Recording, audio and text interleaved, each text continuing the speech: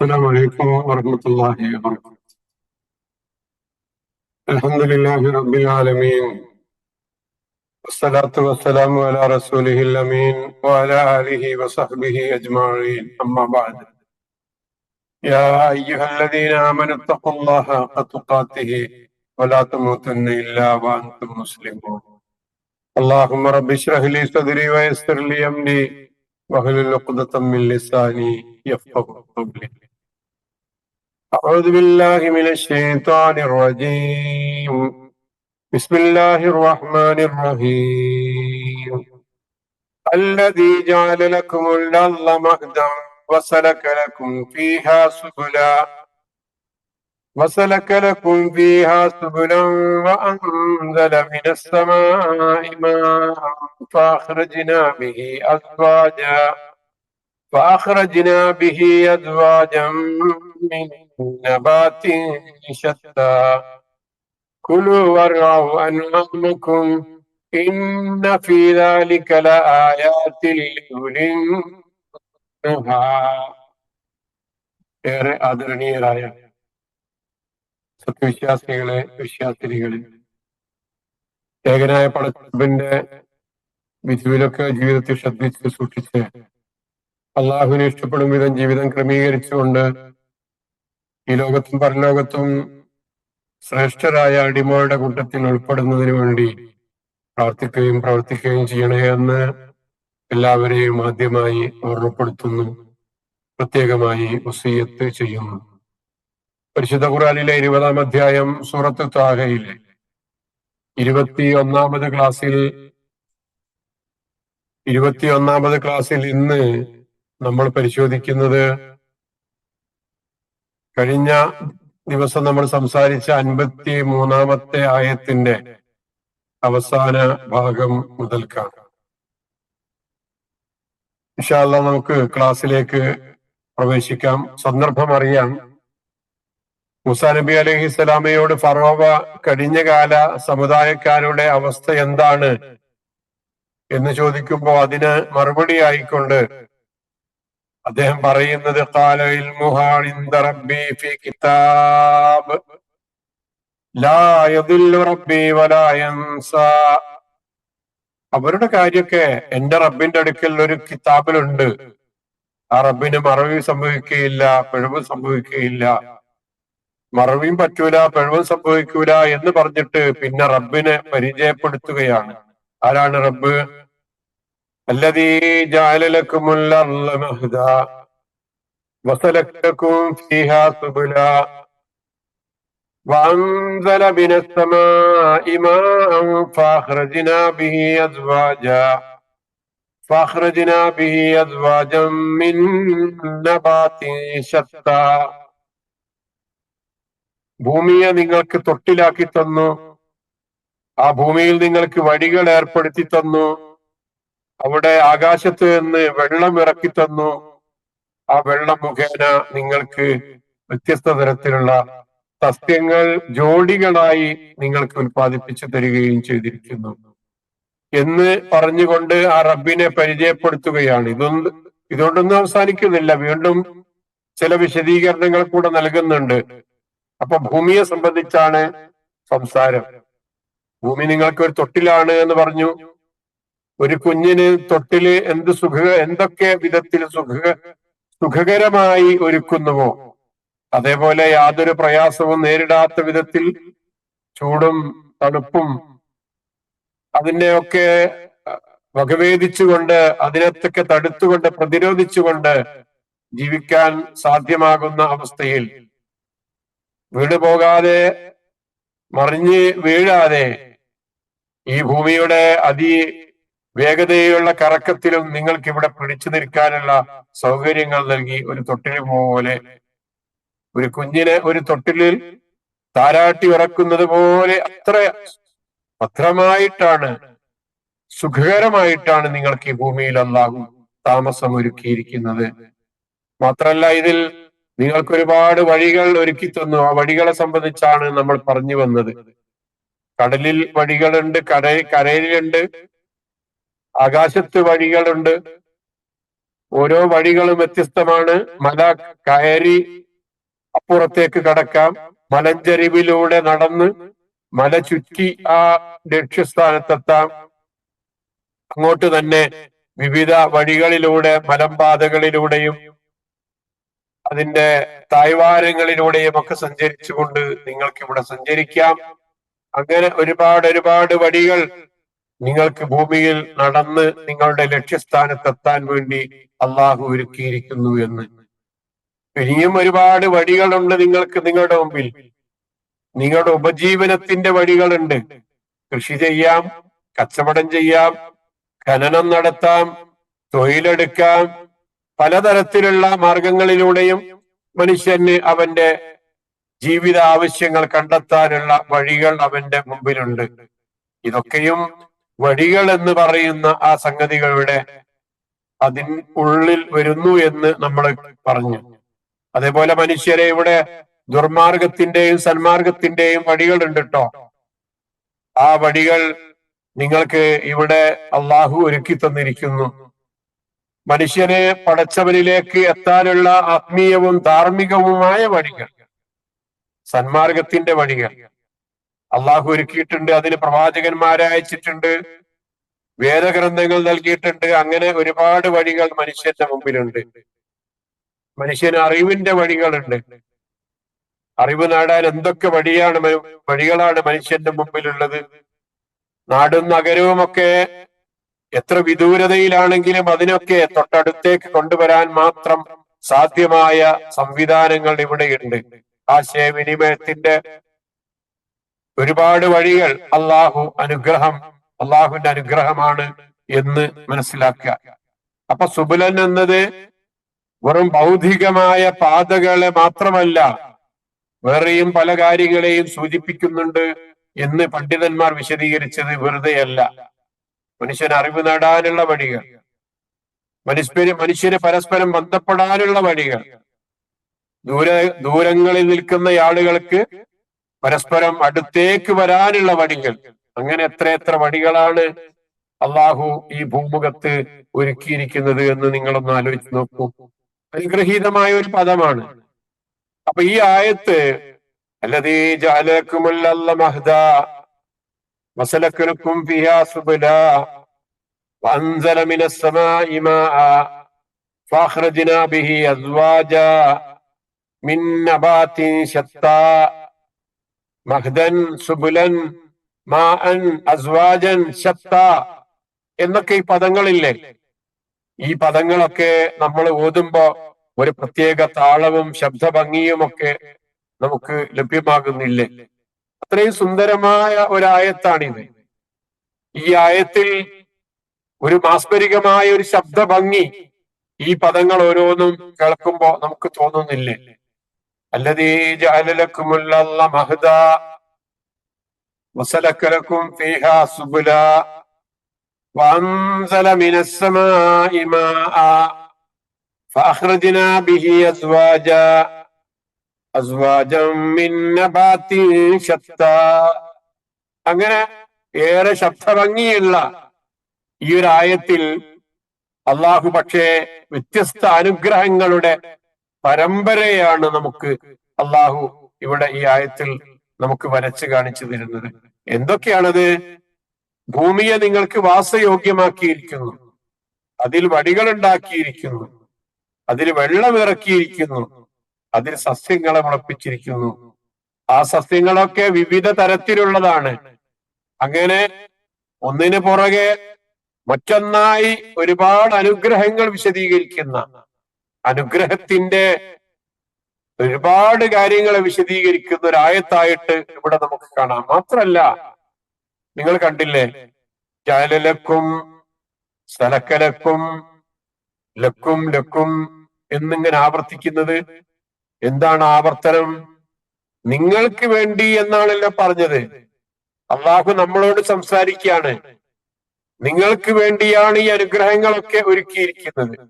അതിങ്ങനെ ഊന്നി പറഞ്ഞുകൊണ്ട് മനുഷ്യരോടുള്ള പടച്ചവന്റെ, രക്ഷിതാവിന്റെ സ്നേഹവും അവൻ നമ്മൾ എന്തുമാത്രം പരിഗണിക്കുന്നു എന്ന കാര്യവുമാണ് ഇവിടെ അള്ളാഹു സൂചിപ്പിക്കുന്നത്. വസലക്കലക്കും അല്ലദീ ജഅല ലക്കും, നിങ്ങൾക്ക് അള്ളാഹു ഉണ്ടാക്കി തന്നിട്ടുണ്ട് ട്ടോ. വസലക്കലക്കും, നിങ്ങൾക്ക് വേണ്ടി ഇവിടെ അള്ളാഹു സംവിധാനിച്ചിരിക്കുന്നു എന്നൊക്കെ പറയുമ്പോ പടച്ചവന് മനുഷ്യനോടുള്ള സ്നേഹത്തെയും പടച്ചവന്റെ കാരുണ്യത്തെയും മനുഷ്യരെ ഓരോരുത്തരുടെയും പരിഗണിച്ചതിന്റെയും അടയാളങ്ങളായിട്ട് ഇതിനെ നമുക്ക് കണ്ടെത്താൻ സാധിക്കുന്നതാണ്. ഇനി അതിൽ ബാക്കിയുള്ള ഭാഗം, ആയത്തിൽ ബാക്കിയുള്ള ഭാഗം ഫഅഖ്റജ്നാ ബിഹി അസ്വാജം മിൻ നബാത്തി ശത്താ എന്നുള്ളതാണ്. ഇത് ഈ തരത്തിലുള്ള ആയത്തുകൾ നേരത്തെ പല സൂറകളിലും, നമ്മൾ പഠിച്ച പല സൂറകളിലും വന്നു പോയതായതുകൊണ്ട് വലിയ വിശദീകരണങ്ങൾ ഇല്ലാതെ തന്നെ നമുക്ക് മനസ്സിലാക്കാൻ സാധിക്കും. ആ നോട്ട്സ് ഒന്ന് എടുത്തു നോക്കിയാൽ മതി. വല്ലൈലി ഇദാ യഗ്ശാ വന്നഹാരി ഇദാ തജല്ലാ വമാ ഖലഖൽ ദക്കറ വൽ ഉൻസാ ഇന്ന സഅയകും ലശത്താ ലശത്താ. നേരത്തെ പറഞ്ഞില്ല ശത്താ മിൻ നബാത്തിൻ ശത്താ എന്ന് പറഞ്ഞതിലെ ശത്ത തന്നെ രാത്രി. അതുകൊണ്ട് സത്യം അത് ഇരുട്ട് മൂടി വരുമ്പോ, പകല് അതുകൊണ്ട് സത്യം അത് വെളിച്ചം വെച്ച് വരുമ്പോ അള്ളാഹു സൃഷ്ടിച്ച ആണും പെണ്ണുമാണ് സത്യം. അങ്ങനെ രാത്രിയും പകലും, വെളിച്ചവും ഇരുട്ടും, ആണും പെണ്ണും, ഇങ്ങനെ രണ്ടെണ്ണത്തെ പറഞ്ഞിട്ട് ഇവിടെ പറഞ്ഞത് എന്താ? അസ്വാജൻ, ഇണകളായിട്ട് എന്നാ പറഞ്ഞത്. ഈ സൂറത്തുൽ ലൈലിൽ ആ ഇണകളെ വേർതിരിച്ച് പറഞ്ഞിട്ട് പറഞ്ഞു ഇന്ന സഅയകും ലശത്താ, നിങ്ങളുടെ അധ്വാനങ്ങളൊക്കെ വേറെ വേറെയാണ്, നിങ്ങളുടെ അധ്വാനങ്ങളൊക്കെ വ്യത്യസ്തമാണ്. എല്ലാരും ഒരുപോലെയല്ല ചെയ്യുന്നത്, ഒരേ കാര്യം ചെയ്യുന്നവരും ഒരുപോലെയല്ല ചെയ്യുന്നത്. എല്ലാരും ഒരു കാര്യം തന്നെ ചെയ്താൽ ഇവിടെ ഒന്നും ഉണ്ടാവില്ല. ഓരോരുത്തരും വ്യത്യസ്ത കാര്യം ചെയ്യണം, വ്യത്യസ്ത ജോലികൾ ചെയ്യണം. എങ്കിലേ ഇവിടെ എല്ലാ സംവിധാനങ്ങളും മുന്നോട്ട് പോകുള്ളൂ എന്ന് നമ്മൾ പറഞ്ഞു പോയിട്ടുണ്ടായിരുന്നല്ലോ. രാത്രിയും പകലും പോലെ പുരുഷനും സ്ത്രീയും വ്യത്യസ്ത ധർമ്മങ്ങളാണ്. അതേപോലെ ചെടികളിലും വ്യത്യസ്ത ഇണകളുണ്ട്. ഫലിക്കുല്ലിൻ മിൻകുമാ മുഹിമ്മത്തുഹു കമാ അന്നൽ ലൈല ലിർറാഹ വസ്സുകൂൻ വന്നഹാർ ലിസ്സഈ വൽ അമൽ. എല്ലാറ്റിനും അതിൻ്റെതായ പ്രത്യേകതകളുണ്ട്, ധർമ്മങ്ങളുണ്ട്. കാരണം നമ്മൾ വിശദീകരിക്കുമ്പോ നമുക്ക് രാത്രിയെ പരിശോധിച്ചാൽ അതെന്തിനാണ്? വിശ്രമം എടുക്കുന്നതിനാണ്, സമാധാനം കിട്ടുന്നതിന് വേണ്ടിയാണ് രാത്രി എന്നുള്ളത്. വന്നഹാർ ലിസ്സഈ വൽ അമൽ, പകലെന്ന് പറയുന്നത് അധ്വാനിക്കാനാണ്, ജോലി ചെയ്യാനാണ്, മനുഷ്യന് ജീവിത വിഭവങ്ങൾ തേടിപ്പിടിക്കാനാണ്. അപ്പോ പകലിനൊരു ധർമ്മമുണ്ട്, രാത്രിക്കൊരു ധർമ്മമുണ്ട്. അതേപോലെ നിങ്ങളെ ആണും പെണ്ണുമാക്കിയതിൽ, നിങ്ങളെ വേർതിരിക്കുക, ഈ വ്യത്യസ്തമായ രൂപത്തിൽ ഇണകളാക്കിയതിൽ വമിൻ കുല്ലി സമറാത്തി ജഅല ഫീഹാ സൗജൈനി ഇസ്നൈൻ, എല്ലാ പഴങ്ങളിലുമുണ്ട് അല്ലാഹു സൗജൈനി ഇസ്നൈനി, രണ്ട് ഇണകളെ അള്ളാഹു അവിടങ്ങളിലൊക്കെ സൃഷ്ടിച്ചിട്ടുണ്ട് എന്ന് പറയുന്നില്ലേ? ഇത് നമ്മൾ പറഞ്ഞു പോയതാ. സുബ്ഹാനല്ലദീ ഖലഖൽ അസ്വാജ കുല്ലഹാ മിമ്മാ തുൻബിതുൽ അർളു വമിൻ അൻഫുസിഹിം വമിമ്മാ ലാ യഅലമൂൻ. സൂറത്ത് യാസീനിലെ 36-ാമത്തെ വാക്യം.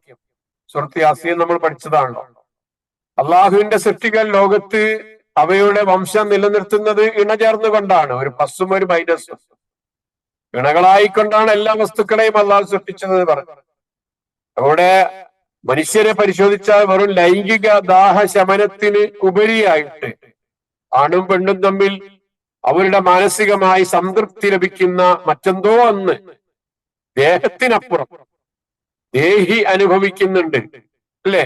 അങ്ങനെ ഉള്ള ആ അനുഗ്രഹങ്ങളെ സംബന്ധിച്ച് വ്യത്യസ്തമായ ഓരോ വിഷയങ്ങൾ അല്ലാഹു നിങ്ങൾക്ക് നൽകിയതിനെ സംബന്ധിച്ച് നിങ്ങൾ ആലോചിച്ചു നോക്കുന്നില്ലേ? വൃക്ഷങ്ങൾ, സസ്യങ്ങൾ, കായ്ക്കനികൾ, ജീവജന്തുക്കൾ, എല്ലാ വർഗത്തിലും വ്യത്യസ്ത തരങ്ങളില്ലേ? വ്യത്യസ്ത വിഭാഗങ്ങളില്ലേ? ശത്ത, വ്യത്യസ്ത തരത്തിൽ. ഒരു മാവ്, അതിനെന്തെല്ലാം തരത്തിലുള്ള വിഭാഗങ്ങളുണ്ട്. ഒരു ചെടി, ഒരേ ചെടി തന്നെ എന്തെല്ലാം തരത്തിലുണ്ട്. മിന്നബാത്തി ശത്ത, ഓരോന്നിനും വ്യത്യസ്തമായിട്ടുള്ള ഇനങ്ങളാണ് അള്ളാഹു സൃഷ്ടിച്ചിരിക്കുന്നത്. മനുഷ്യരെ നിങ്ങൾക്ക് എണ്ണി തിട്ടപ്പെടുത്താൻ, നിങ്ങൾക്ക് നിശ്ചയിക്കാൻ കഴിയാത്ത വിധത്തിൽ അത്രയും വ്യത്യാസങ്ങളുണ്ട്. ഒരേ ഒരേ കൊമ്പിലുള്ള രണ്ട് ഇലകൾ എടുത്ത് പരിശോധിച്ചു നോക്കിയാൽ ആ രണ്ട് ഇലകളും വ്യത്യസ്തമാണ്. രണ്ടും ഒരേപോലെയല്ല. ഒരേ അച്ചിൽ വാർത്തെടുക്കുന്ന, മനുഷ്യൻ ഉൽപ്പാദിപ്പിച്ചെടുക്കുന്ന ഏതെങ്കിലും പദാർത്ഥങ്ങൾ പോലെ അല്ല അള്ളാഹു ഈ ഭൂമുഖത്ത് സൃഷ്ടിക്കുന്ന ഏതൊരു സംഗതിയെ രണ്ട് ഇലകൾ മാത്രം എടുത്ത് പരിശോധിച്ചു നോക്കിയാൽ മനുഷ്യരെ നിങ്ങൾക്ക് കാണാൻ സാധിക്കുന്നത്. മനുഷ്യന്റെ അറിവിലും അവന്റെ ശ്രദ്ധയിലും പെടാത്ത വസ്തുക്കൾ ഉണ്ടെങ്കിൽ അതും അങ്ങനെ തന്നെയാണ്. എല്ലാത്തിനും തരാതരങ്ങളുണ്ട് എന്നാണ് അള്ളാഹു പറഞ്ഞത്. തരാതരങ്ങളുണ്ട്, ഒരുപാട് തരത്തിലാണ് ഇവിടെ അള്ളാഹു ഓരോ സംവിധാനങ്ങളും നിശ്ചയിച്ചിരിക്കുന്നത്. ഭൂമിയിൽ മൊത്തം 3 ലക്ഷം കോടി സസ്യങ്ങളുണ്ട് എന്നാണ് മനുഷ്യന്റെ കണ്ടെത്തൽ. അസ്വാജം മിൻ നബാത്തിൻ ചെടികൾ, മൊത്തം 3 ലക്ഷം കോടി സസ്യങ്ങൾ. ആ ഓരോ സസ്യത്തിലും എത്ര തരം ഉണ്ടാകും? ചെറു പുൽച്ചെടി മുതൽ വലിയ ആൽമരം വരെയുള്ള എന്തൊക്കെ ചെടികളുണ്ട്, വൃക്ഷങ്ങളുണ്ട്. ഈ സസ്യങ്ങളൊക്കെ വ്യത്യസ്ത തരത്തിലുണ്ട് എന്ന് മാത്രമല്ല, ഈ സസ്യജാലങ്ങൾക്ക് ഇണകളാണ്. അവയ്ക്ക് ഇണകളാണ്. ഇണകളുണ്ടെന്ന് യാഥാർത്ഥ്യം സസ്യ ശാസ്ത്രജ്ഞർക്ക് അവർക്ക് കണ്ടുപിടിക്കാൻ സാധിച്ചത് 18ാം നൂറ്റാണ്ടിലാണെന്നാണ്. 1717 തോമസ് ഫെയർചൈൽഡ് എന്ന ശാസ്ത്രജ്ഞനാണ് ആദ്യമായി ഇത് മനസ്സിലാക്കിയത് എന്നാണ് ചരിത്രം പറയുന്നത്. അപ്പോൾ മനുഷ്യന്റെ ചിന്തക്ക് അവൻ വിഷയീഭവിക്കേണ്ട വളരെ പ്രധാനപ്പെട്ട ഒരു വിഷയമാണ് ഇത്. മിൻ നബാത്ത് അസ്വാജം മിൻ നബാത്തിൻ ശത്ത.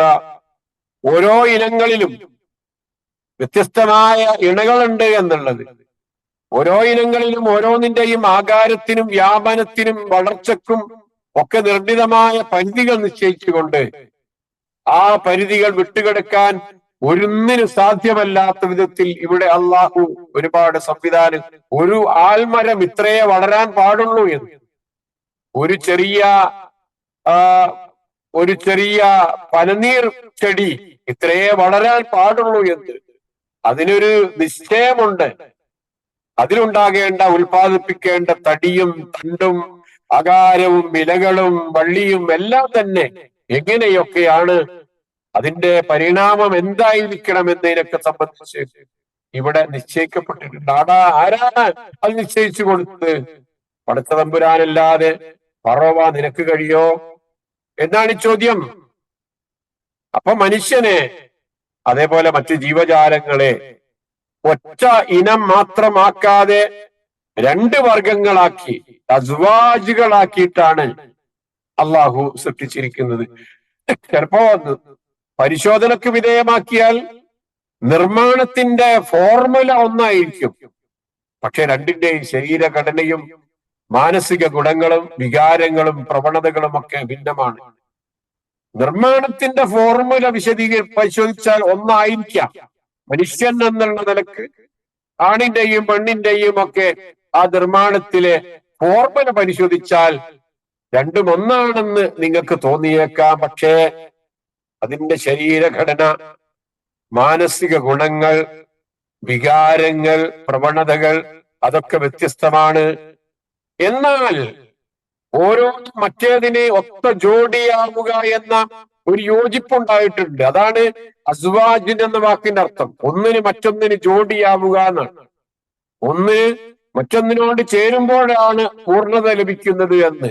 അങ്ങനെ ഒന്നും ചേർന്നാൽ അവിടെ വലിയൊന്നാകുന്നത് പോലെ ഒന്നായി മാറുകയാണ് അവിടെ സംഭവിക്കുന്നത് എന്ന് ആണ് ഖുർആൻ ഇവിടെ വിശദീകരിച്ചു പോകുന്നത്. അവസാനിപ്പിക്കുമ്പോൾ, ഈ ആയത്ത് നമ്മൾ അവസാനിപ്പിക്കുമ്പോൾ, ആകാശവും ഭൂമിയും സൂര്യനും ചന്ദ്രനും നിരപ്പായ തറയും പർവ്വതവും വേനൽക്കാലവും ശൈത്യകാലവും ജിന്നും മനുഷ്യനും സന്തോഷവും സങ്കടവും സത്യവും അസത്യവും സ്ത്രീയും പുരുഷനും വെളിച്ചവും ഇരുട്ടും ഈമാനും കുഫറും മധുരവും കഴുപ്പും, ഇങ്ങനെ നമുക്ക് എത്ര കാര്യങ്ങളെ എണ്ണാം. ഇവയൊക്കെ പരസ്പര വിരുദ്ധമായ രണ്ട് സംഗതികളായി സൃഷ്ടിച്ചിട്ടുണ്ട്, അല്ലേ? പക്ഷേ അത് രണ്ടും കൂടെ ഒന്നിച്ച് കൂടിച്ചേരുമ്പോഴാണ്, രാത്രിയും പകലും ഉണ്ടാകുമ്പോഴാണ് ദിവസം ഉണ്ടാകുന്നത്. വേനൽക്കാലവും ശൈത്യകാലവും ചേരുമ്പോഴാണ് ഒരു വർഷം വരുന്നത്. ജിന്നും മനുഷ്യനും ആണ് ഈ ഭൂമുഖത്ത് വസിച്ചു കൊണ്ടിരിക്കുന്നത്. സന്തോഷവും സങ്കടവും നിറഞ്ഞതാണ് ജീവിതം എന്ന് പറയുന്നത്. സത്യവും അസത്യവും ഒക്കെ നമുക്ക് ഈ ഭൂമുഖത്ത് കാണാൻ സാധിച്ചേക്കാം. ഇരുളും വെളിച്ചവും ആണ് ഇവിടെ നമ്മൾ ഓരോ ദിവസവും അനുഭവിച്ചു കൊണ്ടിരിക്കുന്നത്. അതാണ് ഒരു ദിവസത്തിന്റെ പൂർണ്ണതക്ക് ഇവിടെ ഉണ്ടാകുന്നത്. അതാണ് മനുഷ്യന്റെ ജീവിതം പരിശോധിക്കുമ്പോൾ അസ്വാജൻ, ഇണകളായിട്ടാണ് അള്ളാഹു സൃഷ്ടിച്ചിരിക്കുന്നത് എന്ന് പറഞ്ഞതിലെ യാഥാർത്ഥ്യം എന്ന് വിശദീകരിക്കാനാണ് ഇത്രയും കാര്യങ്ങൾ സൂചിപ്പിച്ചത്. ഇനിയും നീട്ടിക്കൊണ്ടുപോകുന്നില്ല. ആയത്ത് നമുക്ക് 54-ാമത്തെ ആയത്തിലേക്ക് വരാം. അവിടെ ഈ പറഞ്ഞ റബ്ബിനെ പരിചയപ്പെടുത്തിക്കൊണ്ട് ഭൂമിയിലുള്ള അനുഗ്രഹങ്ങളെ സംബന്ധിച്ച് പ്രതിപാദിച്ച ആയത്താണ് നമ്മൾ കണ്ടത്. കഴിഞ്ഞില്ല. ഈ ഭൂമിയെ സംബന്ധിച്ച് ഒരു കാര്യം കൂടെ നിങ്ങളോട് പറയാനുണ്ട്. അതും കൊണ്ടും തീർന്നിട്ടില്ല കേട്ടോ. മറ്റൊരു കാര്യം കൂടെ പറയാനുണ്ട് എന്ന് പറഞ്ഞിട്ട് അടുത്ത ആയത്തിൽ അള്ളാഹു വീണ്ടും പറയുന്നുണ്ട്. ഇവിടെ നമ്മൾ നോക്കിയ ഒരു കാര്യം കൂടെ നിങ്ങൾ കേൾക്കേണ്ടതുണ്ട്.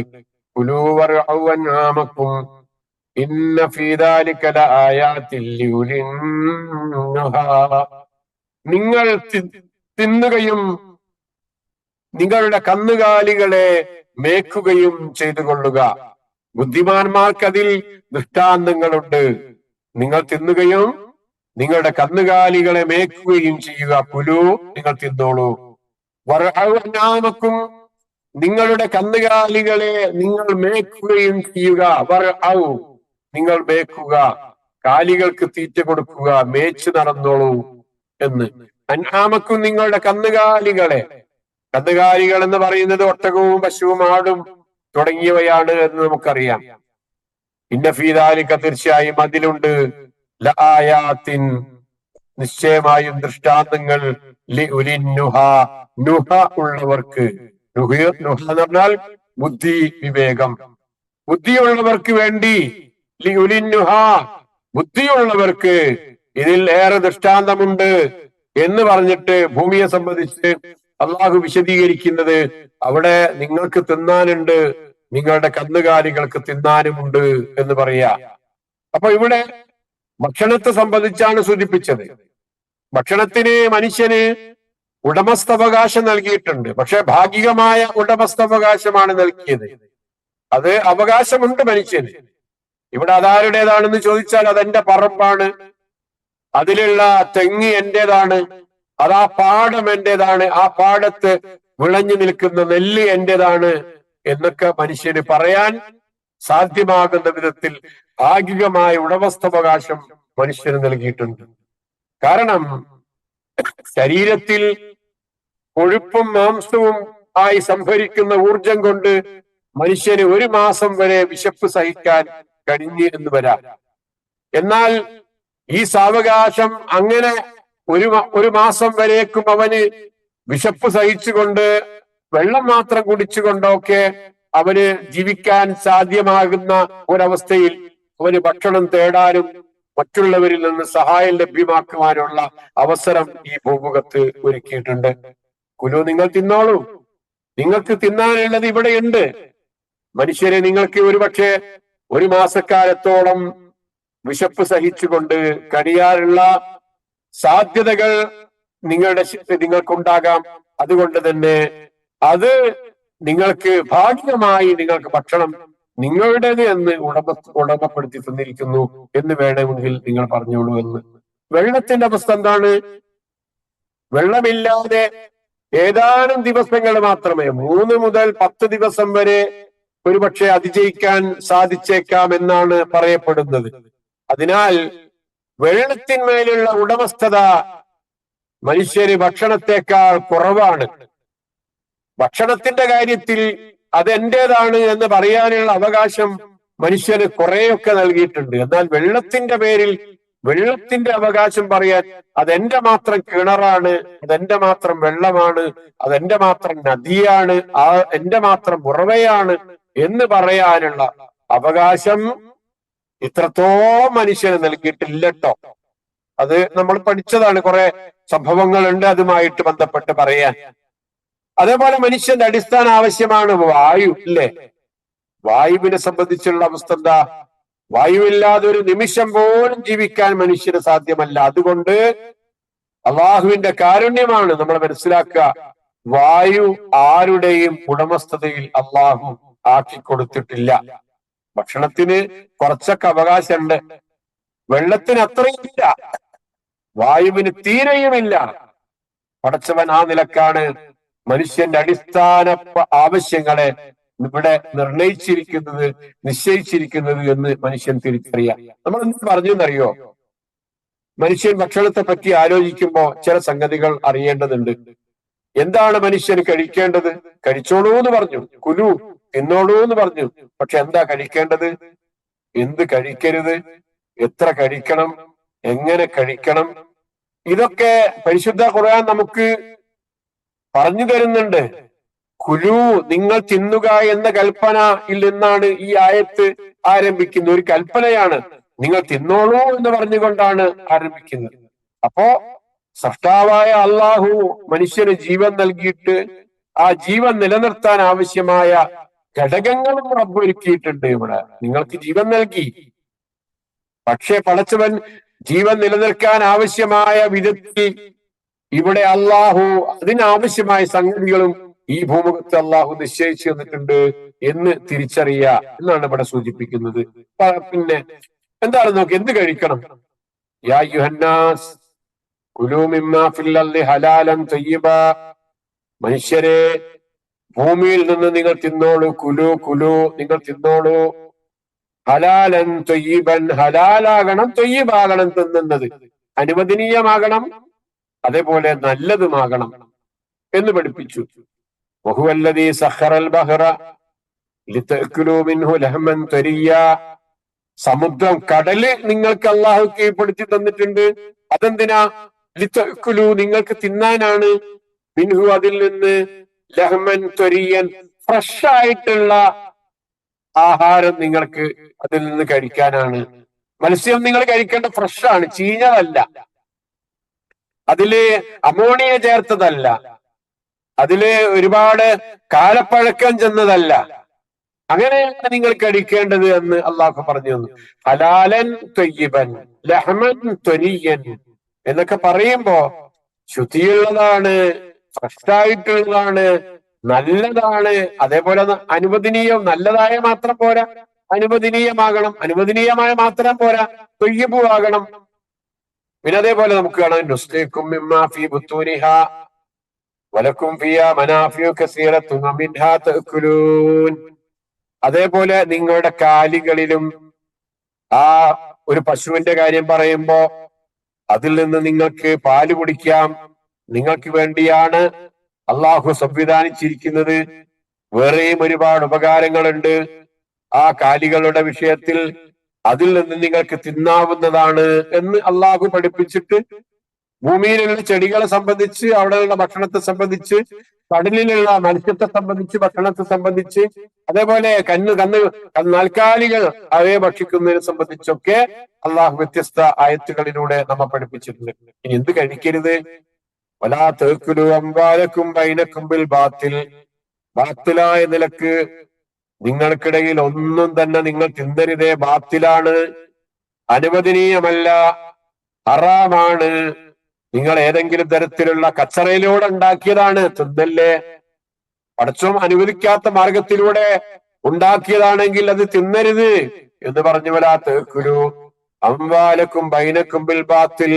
വേറായത്തിൽ യാ അയ്യുഹല്ലദീന ആമനൂ ലാ തഅകുലു റിബാ അദ്ആഫൻ മുളാഅഫ, പലിശ നിങ്ങൾ തിന്നരുത്. അങ്ങനെ തിന്നൂടാത്ത സംഗതികളിൽ പ്രത്യേകം എടുത്തു പറഞ്ഞു. വഅത്തുൽ യതാമ അംവാലഹും വലാ തതബദ്ദലുൽ ഖബീസ ബിത്തയ്യിബ് വലാ തഅകുലു അംവാലഹും ബിലാ അംവാലിക്കും. നിങ്ങൾ യതീമുകളുടെ സ്വത്തൊക്കെ കൈകാര്യം ചെയ്യുമ്പോ നിങ്ങൾ മനസ്സിലാക്കേണ്ട പ്രധാനപ്പെട്ട ഒരു സംഗതി, നല്ലതും ചീത്തയും തമ്മിൽ കൂട്ടിക്കുഴക്കരുതേ. കുറച്ച് നല്ലതും ഉണ്ടാകും, കുറച്ച് ചീത്തയും ഉണ്ടാകും. ആ രണ്ടും കൂടെ കൂട്ടിക്കുഴച്ചിട്ട് അതും ഇതും ഒക്കെ ആകാം എന്നുള്ള നിലയ്ക്ക് ഒന്ന് അങ്ങനെ ഭക്ഷിക്കുക. തയ്യിബായിരിക്കണം, തയ്യിബ് മാത്രമേ പാടുള്ളൂ. അതിന് കൂടെ ഹബീസ് വരരുത്, ചീത്ത വരരുത്. അതേപോലെ അവരുടെ സ്വത്തും നിങ്ങളുടെ സ്വത്തും കൂടെ നിങ്ങളുടെ അനുവദനീയമായ സ്വത്തുണ്ടാവും. പക്ഷെ യതീം കുട്ടികളുടെ സ്വത്ത് അതിലേക്ക് ചേരുമ്പോ അത് ഹറാമായി മാറി. അപ്പൊ അങ്ങനെ ഒന്നും സംവിധാനം ഉണ്ടാകരുത്. വേറെ ഒരാളുടെ അവകാശങ്ങൾ നിങ്ങളിലേക്ക് ചേർത്ത് വെച്ചുകൊണ്ട് അത് രണ്ടും കൂടെ കൂട്ടിയിട്ട് നിങ്ങൾ എന്തെങ്കിലും ഉണ്ടാക്കിയിട്ടുണ്ടെങ്കിൽ, നിങ്ങൾ എന്തെങ്കിലും തിന്നിട്ടുണ്ടെങ്കിൽ അതിന് അനുവദനീയല്ലോ എന്ന്. അപ്പോ അങ്ങനെ കഴിക്കണം, എത്ര കഴിക്കണം, ആര് ഏത് രൂപത്തിലാണ് ഭക്ഷണം കഴിക്കേണ്ടത് എന്നൊക്കെ സംബന്ധിച്ച് കൃത്യമായിട്ട് വിശദീകരിച്ചു പോകുന്നുണ്ട്. ഇന്ന കസീറൻ മിനൽ അഹ്ബാരി വർ-റുഹ്ബാൻ ലയക്കുലൂന അംവാലന്നാസ് ബിൽ ബാത്തിൽ. പുരോഹിതന്മാർ, പാതിരിമാർ അവരാണ് ജനങ്ങളുടെ സ്വത്ത് ഏറ്റവും കൂടുതൽ ബാത്തിലായ നിലക്ക് തിന്നുകൊണ്ടിരിക്കുന്നത് എന്ന് ഖുർആൻ പ്രത്യേകം പറഞ്ഞു. ജനങ്ങളുടെ സ്വത്ത് ബാത്തിലായ നിലക്ക് തിന്നാൻ വേണ്ടിയിട്ട് മുടി 1/2 സെന്റിമീറ്റർ വളരെയ കൊണ്ടുവച്ച, എന്നിട്ട് അതേപോലെ എന്തൊക്കെ അബദ്ധങ്ങളാണ്, എന്തൊക്കെ വിഡിത്തങ്ങളാണ് ഈ സമൂഹത്തിൽ പറഞ്ഞുകൊണ്ടിരിക്കുന്നത്. ജനങ്ങളെ അന്ധവിശ്വാസത്തിലേക്ക് അനർഹമായ വിധത്തിൽ അവരിൽ നിന്ന് സമ്പത്ത് സ്വീകരിക്കുന്നതിന് വേണ്ടി എന്തൊക്കെ തരത്തിലാണ് ആളുകൾ ചെയ്തുകൊണ്ടിരിക്കുന്നത് നോക്കൂ. ഇനി എങ്ങനെ കഴിക്കണം, എത്ര കഴിക്കണം, നിർദ്ദേശമുണ്ട്. യാ ബനി ആദം ഖുദൂ സീനത്തക്കും ഇൻദ കുല്ലി മസ്ജിദ്. മനുഷ്യരെ, നിങ്ങൾ പള്ളിയുമായി ബന്ധപ്പെട്ട് നിങ്ങളുടെ സീനത്ത്, നിങ്ങളുടെ അലങ്കാരം, നിങ്ങൾ നല്ല രൂപത്തിലാണ് പള്ളിയിലേക്ക് പോകേണ്ടത്, നല്ല രൂപത്തിലാണ് പള്ളി ഉണ്ടാക്കേണ്ടത്, നല്ല രൂപത്തിലാണ് പള്ളി കൊണ്ടുപോകേണ്ടത്, ഏറ്റവും നല്ല വസ്ത്രമാണ് പള്ളിയിലേക്ക് ധരിക്കേണ്ടത്. വകുലൂ വശ്റബൂ, അതേപോലെ നിങ്ങൾ ചെയ്യേണ്ട നല്ലൊരു കാര്യം വകുലൂ വശ്റബൂ, നിങ്ങൾ തിന്നോളൂ, കുടിച്ചോളൂ, കുഴപ്പമില്ല, വലാ തുസ്രിഫൂ, പക്ഷേ നിങ്ങൾ അമിതമാകല്ലേ, വലാ തുസ്രിഫൂ, അമിതമാകരുത് എന്ന് പറഞ്ഞുകൊണ്ട് എത്ര കഴിക്കണമെന്ന നിർദ്ദേശം കൊടുത്തു. എങ്ങനെ കഴിക്കണം? വകുലൂ മിമ്മാ ദുക്കിറ സ്മുല്ലാഹി അലൈഹി, അള്ളാഹുവിന്റെ നാമം ഉച്ചരിച്ചുകൊണ്ടാണ് നിങ്ങൾ കഴിക്കേണ്ടത്. ഇങ്ങനെ ഭക്ഷണം കഴിച്ചോളൂ എന്ന് പറഞ്ഞുകൊണ്ട് മാത്രം നിർത്താതെ എന്ത് കഴിക്കണം, എന്ത് കഴിക്കരുത്, എത്ര കഴിക്കണം, എങ്ങനെ കഴിക്കണം എന്നിങ്ങനെയുള്ള നിർദ്ദേശങ്ങൾ കൃത്യമായി അള്ളാഹു പരിശുദ്ധ ഖുർആനിലൂടെ നൽകിയ അനുഗ്രഹീതമായ കാര്യം നമുക്ക് കാണാൻ സാധിക്കും. ആയത്തിന്റെ ബാക്കി ഭാഗം, അപ്പൊ നിങ്ങൾ തിന്നോളൂ, ആമക്കും, നിങ്ങളുടെ കന്നുകാലികളെ അവിടെ കൊണ്ടുപോയി മേച്ചോളൂ. ഇവിടെ നിങ്ങൾക്ക് തിന്നാനുള്ള വിഭവങ്ങളുണ്ട്, അതേപോലെ കന്നുകാലികൾക്ക് ഉള്ള വിഭവങ്ങളുണ്ട്. മനുഷ്യരെ പോലെ കന്നുകാലികൾക്കും ഭക്ഷണം ആവശ്യമാണ്. നിങ്ങളുടെ കന്നുകാലികൾക്കും നിങ്ങൾക്കുമുള്ള ജീവിത വിഭവമായിക്കൊണ്ട് എന്നാണ്. മത്താലക്കും വലിയ അന്നാമിക്കും, സൂറത്തു നാസിയാത്തിൽ വന്നില്ല, മത്താലക്കും വലിയ അന്നാമിക്കും. ഈ ഭൂമുഖത്തുള്ള അനുഗ്രഹങ്ങൾ എന്തിനാണെന്നറിയോ? നിങ്ങൾക്കും നിങ്ങളുടെ കന്നുകാലികൾക്കുമുള്ള ഭക്ഷണമായിക്കൊണ്ടാണ് അള്ളാഹു, വിഭവമായിക്കൊണ്ടാണ് അള്ളാഹു ഇവിടെ ഓരോന്നും സംവിധാനിച്ചിരിക്കുന്നത് എന്ന് പറയും. അവിടെ മനുഷ്യനാണ് ആത്യന്തികമായി ആദരിച്ചിരിക്കുന്നത്. അവിടെ നമ്മള് ഈ ആയത്തിലെ ഒരു ചിന്തയും കൂടെ നമ്മളൊരു പരിശോധനയ്ക്ക് വിധേയമാക്കുമ്പോ, അഥവാ നിങ്ങൾ തിന്നുകയും നിങ്ങളുടെ കന്നുകാലികളെ മേക്കുകയും ചെയ്യുക എന്ന നിർദ്ദേശത്തിലൂടെ നമ്മൾ കടന്നു പോകുമ്പോ ഇവിടെ നമ്മൾ കാണുന്ന ഒരു പാരസ്പര്യമുണ്ട്. അതെന്താ? മനുഷ്യരും പ്രകൃതിയും തമ്മിലുള്ള ആരോഗ്യകരമായ ആ ഒരു ബന്ധത്തെ, പാരസ്പര്യം നമുക്ക് ഇവിടെ ബോധ്യപ്പെടുന്നതാണ്. മനുഷ്യന്റെ ആവശ്യങ്ങളും മൃഗങ്ങളുടെ ആവശ്യങ്ങളും ഒരുപോലെ പരിഗണിക്കുന്ന ഒരു സന്തുലിത ആവാസ വ്യവസ്ഥ, ഒരു ബാലൻസ്ഡ് എക്കോ സിസ്റ്റമാണ് ഈ ആയത്തിൽ അള്ളാഹു ഇവിടെ നമ്മളെ കേൾപ്പിക്കുന്നത്. ഇന്നത്തെ ലോകം നേരിടുന്ന വലിയൊരു പ്രശ്നം കാലാവസ്ഥാ വ്യതിയാനം, അമിതമായ ഉപഭോഗം, പ്രകൃതി ചൂഷണം എന്നിവ ഒക്കെയാണല്ലോ. അവിടെ ഒരു സന്തുലിതമായ ഒരു അവസ്ഥ അവിടെ നിലനിർത്തുന്നതിന് ആവശ്യമായ ഒരു നിർദ്ദേശം ഇവിടെ നമുക്ക് കാണാൻ സാധിക്കുന്നു എന്ന് നമ്മൾ പരിശോധിച്ചു. നോട്ട്സ് ഉണ്ട്, ഞാൻ ഷെയർ ചെയ്യാം. അപ്പൊ അതിന് വിശദീകരിച്ചു പോകുന്നില്ല. ഇവിടെ മനുഷ്യന്റെ ചിന്തയെ അള്ളാഹു തട്ടി ഉണർത്തുകയാണ് അടുത്ത ഈ ആയത്തിന്റെ അവസാനത്തെ ഭാഗത്ത് ചെയ്യുന്നത്. ബുദ്ധിയുള്ള ആളുകൾക്ക് ഇതിൽ ദൃഷ്ടാന്തമുണ്ട് എന്ന്. നുഹ എന്ന പദമാണ് ഇവിടെ നമ്മൾ കൂടുതൽ വിശദീകരണത്തിന് വിധേയമാക്കേണ്ടത്. കാരണം മനുഷ്യൻ ചിന്തിക്കേണ്ടവനാണ്. അതങ്ങനെ എന്താണ് നമ്മള് കൂടുതൽ ചിന്തിക്കേണ്ട കാര്യം എന്നറിയോ? ബുദ്ധിക്ക് ഇവിടെ അള്ളാഹു ഉപയോഗിച്ചിരിക്കുന്നത് നുഹ എന്നാണ്. അത് നുഹിയത്തുൻ എന്നതിന്റെ ബഹുവചനമാണ് നുഹ എന്നത്. ഖുറബ്, ഖുർബത്ത് എന്ന് പറയുന്നത് പോലെ, ഖുർബത്തിന്റെ ജമ്മ് ഖുറബ് എന്ന് പറയുന്നത് പോലെ നുഹിയത്തിന്റെ ജമ്മ് നുഹ എന്ന് പറയുന്നു. അതിന്റെ അർത്ഥം അൽ ഉഖൂൽ എന്നാണ്. അപ്പൊ അഖ്ലുൻ എന്ന പദവും ബുദ്ധിക്ക് വേണ്ടി ഉപയോഗിച്ചിട്ടുണ്ട്, വേറെ പദങ്ങൾ ഉപയോഗിച്ചിട്ടുണ്ട്. അഖ്ൽ എന്ന വാക്കിന്റെ അർത്ഥം ഇഖാൽ എന്നതിൽ നിന്നാണ് വന്നിരിക്കുന്നത്. ഇഖാൽ എന്ന് പറഞ്ഞാൽ മൃഗങ്ങൾ കെട്ടിയിടുന്ന കയറിനാണ് ഇഖാല് എന്ന് പറയാ. അപ്പൊ ഇതും ബുദ്ധിയും തമ്മിലുള്ള ബന്ധം എന്താണ്?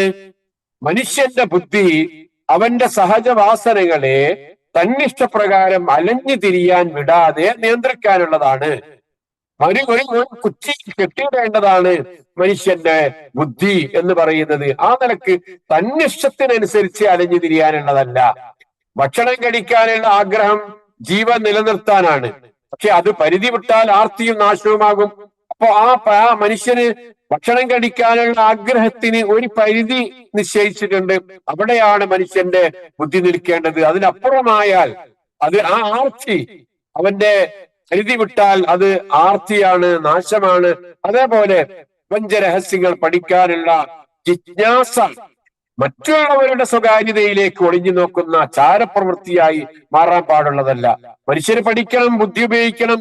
പക്ഷെ അത് വേറെ ആളുകളുടെ സ്വകാര്യതകളിലേക്ക് ഒളിഞ്ഞു നോക്കുന്ന ചാരപ്രവൃത്തിയായി മാറുന്നത് അത് ബുദ്ധിയല്ല എന്ന് മനുഷ്യനെയും മനുഷ്യൻ താമസിക്കുന്ന ഇടങ്ങളെയും അവൻ ജീവിക്കുന്ന നാട്